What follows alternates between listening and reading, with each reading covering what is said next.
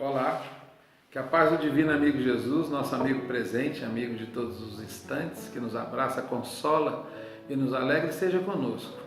Nós pedimos suas bênçãos, A bênção de Jesus e dos amigos espirituais, para que nos inspirem, para a gente dar continuidade a esse estudo maravilhoso, esse livro maravilhoso, O livro O Consolador, do Emmanuel e do nosso amigo Chico, que é a continuidade do livro dos Espíritos, que vem abrir o que o livro dos Espíritos ensinou, iniciou no ensino há 160 anos atrás, Então nós pedimos que Jesus nos abençoe. Nós agradecemos a presença de vocês, a audiência de vocês, e para quem está chegando agora, o Consolador, o livro da FEAM, Fraternidade, estudo feito pela FEAM, Fraternidade Espírita em Moacel, e aqueles que gostarem, deem seu like, e se inscrevam no canal, que é muito importante para nós. Nós vimos até agora, esse livro fala da ciência, filosofia e da religião, que é o tripé básico da doutrina espírita. E até agora nós já lemos a parte científica, o primeiro capítulo, que falou das ciências fundamentais, como a química, física, biologia, psicologia e a sociologia, as ciências abstratas, as ciências especializadas, as ciências combinadas e as ciências aplicadas. Depois entramos na parte da filosofia, que nós estamos no presente momento. Vimos a primeira parte da filosofia, que fala sobre a vida, sobre a existência, sobre a criação. A segunda parte, que fala sobre o aprendizado, como que se dá a nossa evolução moral no mundo. A parte da experiência, mostrando que é a experiência que faz o aprendizado. A parte da transição. Aí entramos na área do sentimento, vimos a arte, estamos na área da afeição, que nós estudamos e terminamos a parte da afeição, que foi até a pergunta 185. Agora nós vamos entrar na parte do dever, Vamos dar continuidade ao dever, que é o item 2.2.3, a partir da pergunta 185. Vamos falar sobre o dever, Então vamos lá. Fizeram a seguinte pergunta, naquela reunião de 1900, várias reuniões, do ano de 1939, lá no Centro Espírita Luiz Gonzaga de Pedro Leopoldo. Perguntaram para Emmanuel o seguinte: quais são as características de uma boa ação? Pergunta 185. Resposta dele: a boa ação é sempre aquela que visa ao bem de outrem e de quantos lhe cercam o esforço de vida. Nesse problema, o critério do bem geral deve ser a essência de qualquer atitude.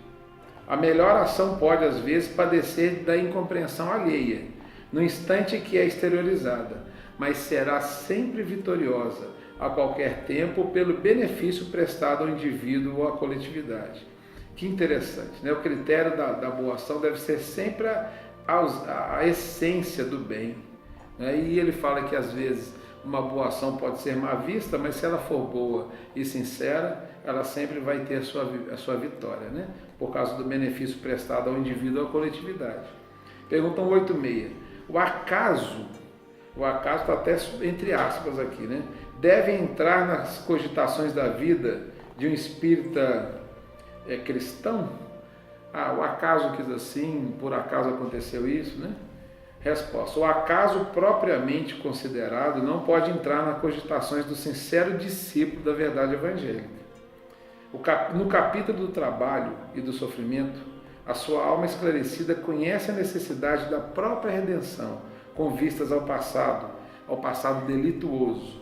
E no que se refere aos desvios e dos erros do presente, melhor do que ninguém a sua consciência deve saber da intervenção indébita levada a efeito sobre a lei do amor, estabelecida por Deus, cumprindo-lo aguardar conscientemente, sem qualquer noção de acaso, os resgates e reparações dolorosas do futuro. O que ele quis dizer? Que o acaso não existe. Tudo que nós passamos tem o sentido de passar, e aquilo que é chamado sofrimento está na lei da causa e efeito, lei do resgate, que a gente precisa ter paciência, sem qualquer noção de acaso, para aguardar esses resgates e reparações dolorosas que virão e que estão vindo por causa de ações do passado. Pergunta 187. Qual é a atitude mental que mais favorecerá o nosso êxito espiritual nos trabalhos do mundo? Como é que deve ser a nossa atitude mental para a gente ter êxito nos nossos trabalhos do mundo? Resposta do Emmanuel: essa atitude deve ser a que vos é ensinada pela lei divina.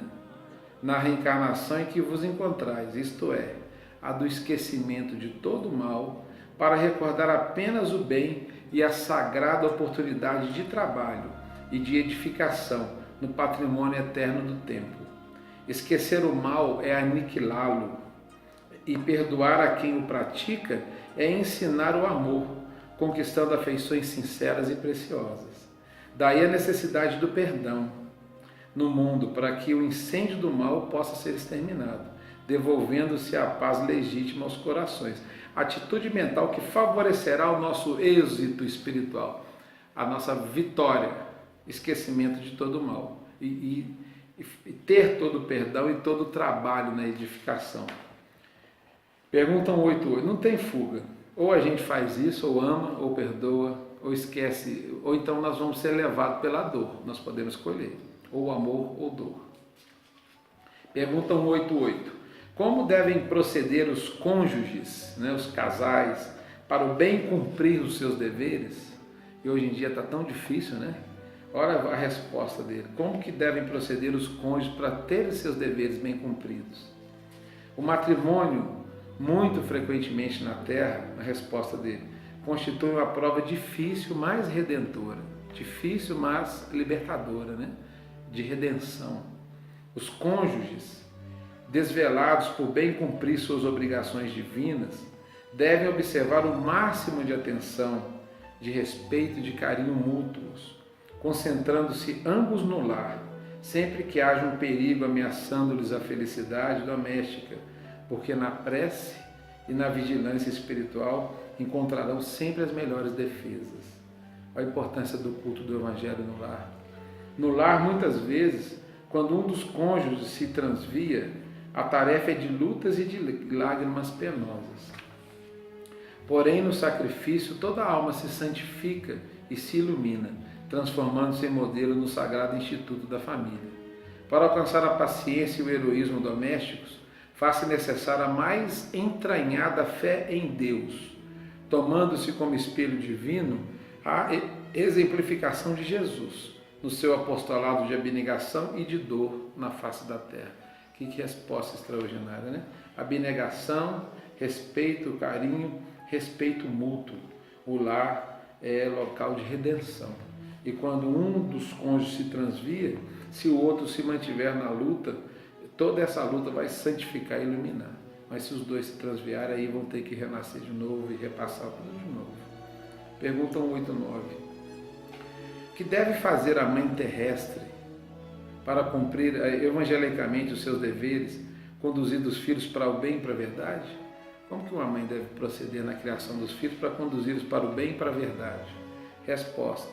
No ambiente doméstico, o coração maternal deve ser o expoente divino de toda a compreensão espiritual e de todos os sacrifícios pela paz da família.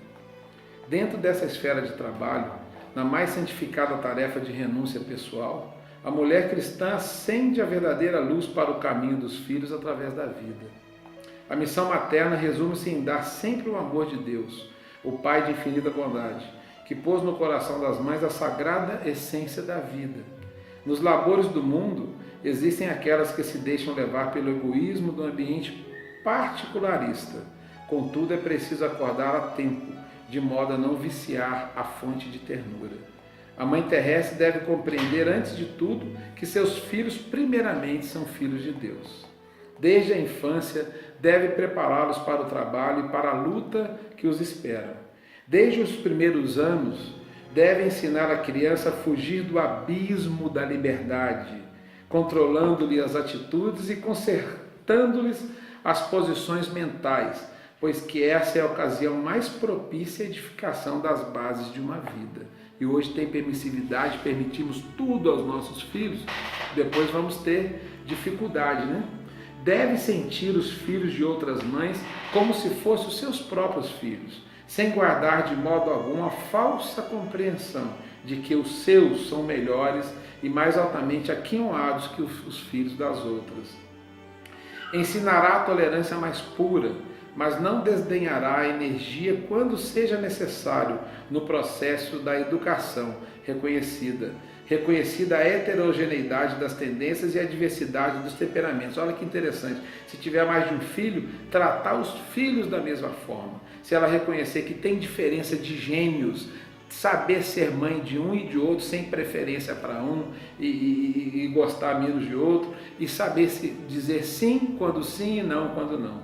Sacrificar-se-á de todos os modos ao seu alcance, sem quebrar o padrão da grandeza espiritual da sua tarefa, pela paz dos seus filhos, ensinando-lhes que toda dor é respeitável, que todo trabalho edificante é divino e que todo desperdício é falta grave. Ensinar-lhes-á o respeito pelo infortúnio alheio, para que sejam igualmente amparados no mundo, na hora de amargura que os espera, comum a todos os espíritos encarnados. Nos problemas da dor e do trabalho, olha só, tarefa da mãe, da aprovação e da experiência, não deve dar razão a qualquer queixa dos filhos, sem exame desapaixonado e meticuloso das questões, levantando-lhes os sentimentos para Deus, sem permitir que estacionem na futilidade ou nos prejuízos morais das situações transitórias do mundo. Será ela no lar o bom conselho sem parcialidade, o estímulo do trabalho e a fonte de harmonia para todos.